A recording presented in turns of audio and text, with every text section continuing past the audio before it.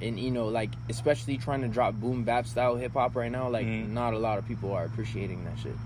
But, you know, just because they're not appreciating it, you know, you can always push it out, you know, because... Yeah, well, it gets a little bit redundant because you start dropping it and you're like, whatever, 1,000 plays, like, it's got to make a difference at some point for your career. Right. Like, you can sit there and drop music for yourself all you want. But you have to realize what's going on. If you're not playing the game, then you're not going to win. So you pretty much want to have a track or even a project that have meaning. Like, you want to bring that to the table. I want meaning to everything that I do.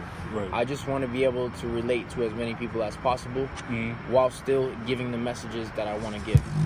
Like, we have a new track dropping on the 16th. It's called... Of this month? Of this month. It's called You Choose. It's all about money. Right. Whether you're going to give yourself up for money or not. Most people will. And that's the irony of the track. It's like, maybe I'll one day sell myself. But the point being, the sound of it is new. It's not like 90s hip hop. It's not like rap you hear these days either. It's like, it's got its own individual sound. Right. So that's why I know it sounds like I'm like giving up on my original idea of what I wanted to do, but I'm not really doing that because it still creates the essence of my originality in my head and in my heart. Like, from me, this is from the bottom of my heart. Like, I don't want to ever create a song, let alone drop it, and feel like this isn't truly from my soul. Right. You know, that's how I really feel. And if you could compare yourself to anybody, like, who can you compare yourself to? Nobody.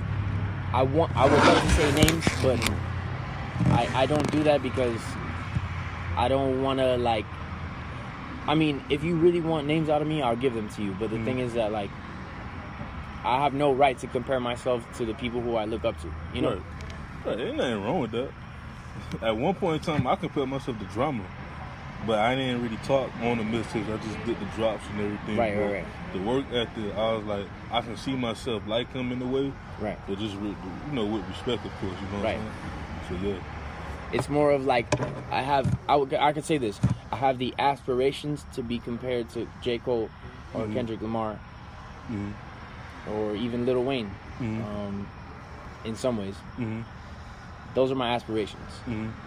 I've heard other people say you sound like that, especially J. Cole. A lot of people say, like, you sound like J. Cole. That's what I've heard a few times. You come from that. I can only wish for that, you know. But you in that category with the Coles, the Kendricks. I wish to be, yes. The late great Mac Miller. You kind of remind me of him a little bit. Appreciate you. Yeah, you know, I made a tribute for Mac Miller. I don't know if you ever heard it. No, I haven't heard it. I looked up to Mac Miller a lot. Yeah, man. Like, cause that's why I was going back to the track in my head. I heard a little bit of Mac Miller, you know what I'm saying? And they speak about Mac Miller a little bit, like, people don't realize that how much he influenced our generation. You know, he part of our generation, but I'm just saying, like, I think he started rapping at 16, 17 years old. Yeah. And then, like, as we all getting older, I'm starting hearing, like, other artists, you know, in our age group or even a little bit younger, they starting to sound like him. You know what I'm saying? Yeah. Like, do you think that, I'm gonna ask, do you think that rap is still appreciated? I do think so. You know what? I did a show last weekend, opening up for West Side Gun. I was gonna talk about that too. Conway came out. Right. And, you know, of course, part of me is like, man, I'm losing hope with all these names that I won't mention, that I just don't have any fucking integrity in thinking about. You know, Conway 35 and West Side Gun came out and did their thing, and they have content, man. They really do. And they only, I think they 35 or something like that. They're not, regardless of the age. There was a lot of young people at that show. Yeah, but I'm saying, shit, like, a lot of artists, you know, they like to doubt themselves. But I'm like, I mean, look at 2 Chainz. 2 Chainz blew up close to 30. Yeah. You know, 31. So it's like, anything is possible. Yeah, Jay-Z was, what, 27? Yeah. Yeah. So, I feel you. Yeah. I was just going to say that being at that show gave me a spark inside of myself to understand that, like, okay, I can't give up on the idea that nobody wants to hear content in their music. Right, like right, there's right, great right, content right. out there that people really do have an appetite for. Right. So I might have lost your original question in my head. Nah, it's cool. It's cool. I meant to say that I think people are still hungry for integrity in music. I think that they are. Yeah. Yeah. Because even, you know, we talk about Griselda, and to me, they like our generation of Wu-Tang. Yeah, You know? 100%. 100%. And when I started, my homeboy, shout out to Carl, he told me about them. I'm like, these boys from Buffalo? You think of state of New York, you think about New York City, you know what I'm saying? But they from like Buffalo. But the thing is, like, to me, honestly, they vibe. I can vibe with them because they East Coast, but they, you know, certain stuff they say I can relate coming from the South. You know what I'm saying? It's the sound too, though. Yeah. It's the sound. It's the sound. It's Do you like the sound? You with Yeah. the sound? Yeah. I like the sound alone. I show that shit to people and they're like, "Oh, the sound alone. I don't even have to hear what he's saying. Like the sound alone right, is they can just vibe with it." right, I was watching a whole room of people, let alone like 70% of them looking like they're 18, 19 years old and vibing to some shit that didn't even have any drums on it. right. You know what I mean? Yeah. That's crazy. People are waiting for the bass to hit all the time. But artists like that and like yourself and Hayes, other artists I listen to, they got substance. Like for me, growing up, I always listen to the beat. Yeah. I listen to the beat over the lyrics, but now Yeah. I'm trying to like try my heart to listen to the lyric because it's like it's so much substance. It's stuff that I can relate to. Yeah. You know what I'm saying? Or if I can't relate to it, somebody else that's by me could relate to it, Yeah. and I can tell them, hey, listen to this track. It's a message in it for you. You know what I'm saying? Yeah. People don't realize that music gives like everyone a spiritual at the end of the day. So Yeah. how you feel when you write down or just say it off the tongue, when you spit out the the dome of your head, like it's spiritual. You know what I'm saying? Yeah, for sure. It's about the feeling, for sure. I mean, I got crystals and sacred geometry tattooed on my arms for a reason. It's all about the way that you're gonna make each other feel. Yeah. So Language is our second language. yeah. So who's in your top 5? I get asked that a lot, and I never really know the answer. I know But, it changes a lot. I always put Kendrick as the greatest rapper of all time. You know what? As a J. Cole fan, a hard-nosed J. Cole fan, I had to, when the decade ended and they were doing the top 5 and all that, I was like, you know what? I went back, I listened to Section 80, classic. 100. Good Kid, Mad City, they ain't. No question. Pimp a Butterfly, I had listened to it twice. Let me stop you for 1 second. Mm-hmm. To Pimp a Butterfly is the greatest hip-hop album of all time. Please continue. Right. And then, of course, Down. For me, Down, like, 5 years from now, 5-6 years from now, could be another classic. Just my opinion. Right. I mean, I love Damn. Yeah. Don't get me wrong. But why you think Pimp a Butterfly is the greatest album of all time? Like, you got Miseducation out there. You got what else? I think that the reason I say this is because it's mass appeal, Right. amongst other things. Like, of course, Miseducation, or like, what else would you consider? I don't know. A lot of Tupac. I say like Tupac albums. I'll say Blueprint is up there. I would, but I The first wouldn't. one. I just don't. The I first think there's one. a lot of The first one. lot of redundancy in that album. Blueprint. Yeah, man. I just find it like I find it sound. It's going off a lot of the same concepts. Right. Which is okay. That's okay, especially for its time. It's very innovative for its time. Don't get me wrong. Yeah. Respect. Jay-Z deserves as much respect as he gets. Right. Because he's fucking dope for sure. But I just want to say that To Pimp a Butterfly, all the way through is a story from beginning to end. Every song has its reason for being there. There's no fillers in it. So that's better than Doggy. For me, Doggy Style is like the most like complete album. Whoa. For me. No shit. No shit. I've never heard that in my life. So Nah. cool. I mean, I spent years listening to Doggy Style over and over and over. Cause Pimp the Butterfly, I agree with you because like I said, I had to go back and listen. But damn, you got Doggy Style, you got Get Rich Die Trying. I mean, Like, other than that, like, I love It Was Written. Yeah. And a lot of people are like, oh, it was written. That's not Nas's best album. You know what I mean? Right. They think I'm tripping.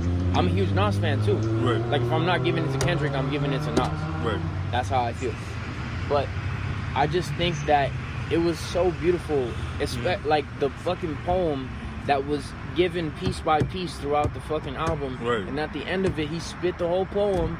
Right. And then he was like talking to Pac. Right. That's crazy. That was, for me, that was crazy. I even know the poem by heart. Like, I can recite the shit. Like, the whole fucking album, to me, is a masterpiece put together piece by piece by piece by piece. And if you listen to it all the way through, you can't help but be like, holy shit. I'm about to listen to it. I don't know anybody else that has really done that. Like, he couldn't have more...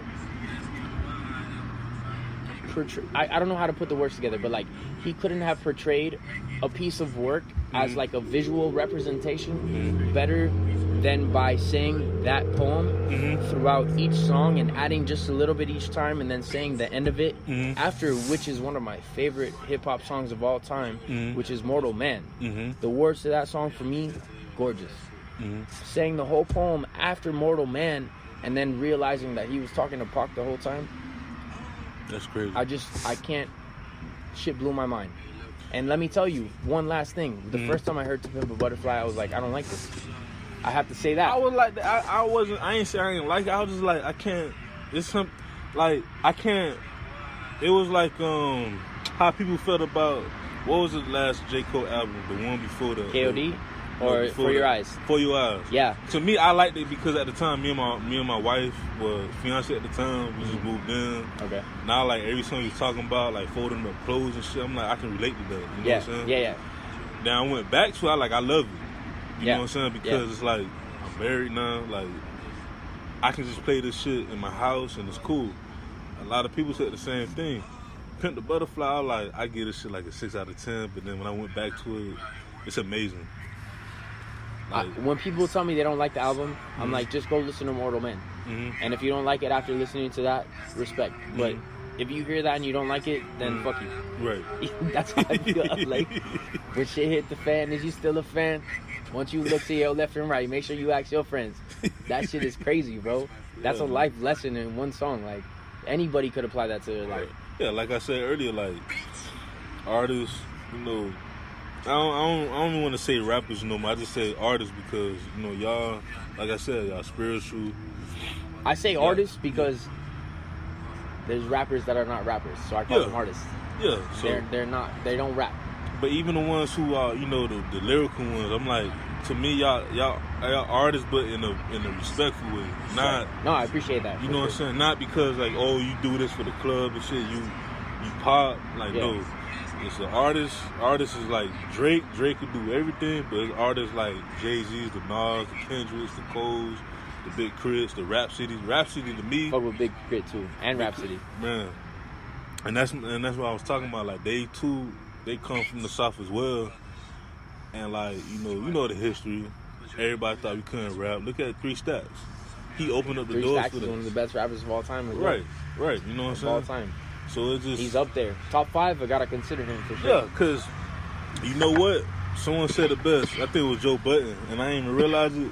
Cause the album came out when I was in the 4th grade. But The Love and Below. That's one of my favorite albums. It wouldn't be no 808s and Heartbreak. It wouldn't be none of this shit. The first album I ever owned was Speak About the Love Below. Yeah, me too. That's crazy. That's what's up. It was that album. It was Ludacris, Word of Mouth. It was Get Rich or Die Trying. The first Blueprint. And I forgot one of the Fabulous albums. I think it was like My Way. And I was never a big Fabulous fan. T.I. trap music. Fabulous, I think it was just given to me, but high school, college, Fabulous started to grow on me, especially with the mixtapes, you know what I'm saying? Okay. So, but, I mean, you know, but... I know, you take what you were given. Like, I'm a Lil Wayne fan because my cousin brought me up on that shit. I mean, Lil Wayne's a G. He's a legend forever. Right. I grew up listening to, like, The Empire. Yeah. If you don't hear their drops, you know what I mean? The drought is over. Yeah. The drought is over. Yeah. So you got, in your top 5, you got Kendrick, you got Nas. Kendrick, Nas, Andre, Kanye is contingent on whether we're talking about appeal and